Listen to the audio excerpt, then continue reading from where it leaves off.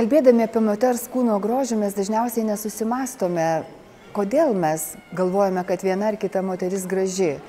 Ir mes turbūt labai retai susimastome, kad tai turi labai gilę, turbūt biologinę prasme. Tačiau be abejo šiais laikais mes turėtume kalbėti ne tik apie biologinę, bet ir kitokią prasme. Tai yra, kuri gimsta dėl mūsų kultūrinių tradicijų, dėl kažkokių socialinių veiksnių. Ir jeigu peržvelgti visą tą moters kūno grožio sampratos raidą, tai reikėtų pasakyti, kad turbūt toks sveikiausias požiūris buvo mūsų protėvių ir mūsų vadinamųjų pirmykščių bendruomeninių santvarkų, kada moters kūno grožis buvo siejamas su sveikata, tikrąja ta žodžio prasme, tai yra kūnas turėjo būti sveikas, stiprus ir svarbiausia, galintis pagimdyti ir užauginti palikuonį.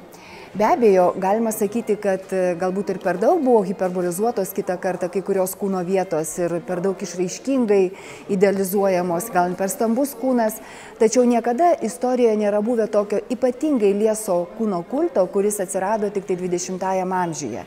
Ir štai čia reikia kalbėti jau apie socialinius, kultūrinius dalykus, reikia kalbėti apie, netgi sakyčiau, kūno grožio industriją, ir apie visus kitus, galbūt dar iki šiol neištyrinėtus dalykus, kodėlgi mes, moteris ir apskritai visuomenė šitaip spaudžia moterį dažniausiai į rėmus.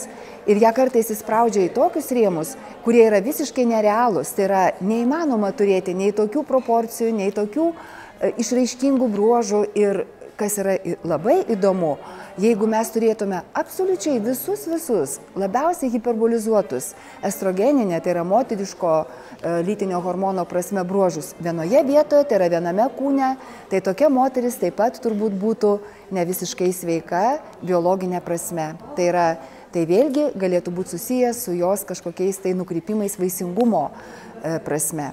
Kyla klausimas, vis tik kokia turėtų būti ta moteris graži. Tai aš manau, kad graži moteris yra ta, kuri pirmiausia jaučiasi sveika, yra sveika, ta, kuri gali normaliai dirbti, normaliai mąstyti ir be abejo, jeigu kalbėti apie grinai biologinę funkciją, be abejo gimdyti ir ne tik pagimdyti, bet ir užauginti tą palikuonį.